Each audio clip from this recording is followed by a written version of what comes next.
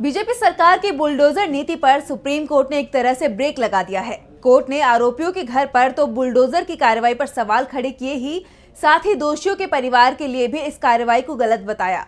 Court के इस फैसले को लेकर अब बीजेपी घिरती नजर आ रही है।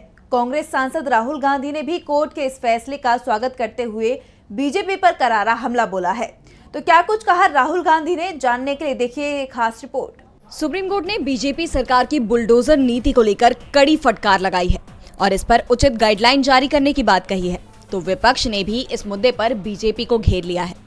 कांग्रेस सांसद राहुल गांधी ने तो यहां तक कह दिया कि बीजेपी का संविधान विरोधी चेहरा अब देश के सामने बेनकाब हो चुका है। राहुल ने इसे लेकर ट्वीट किया कि भाजपा की असंवैधानिक और अन्यायपूर्ण बुलडोजर नीति पर सर्वोच्च न्यायालय की टिप्पणी स्वागत योग्य है। बुलडोजर के नीचे मानवता और इंसाफ को कुचलने वाली भाजपा का संविधान विरोधी चेहरा अब देश के सामने बेनकाब हो चुका है। बेलगाम सत्ता का प्रतीक बन चुके बुलडोजर ने नागरिक अधिकारों को कुचलकर कानून को निरंतर अहंकार भरी चुनौती दी है। त्वरित न्याय की आड़ में भय का राज स्थापित करने की मंशा से चलाए जा रहे बुलडोजर के पहियों के नीचे अक्सर बहुजनों और गरीबों की ही घर गृहस्थी आती है।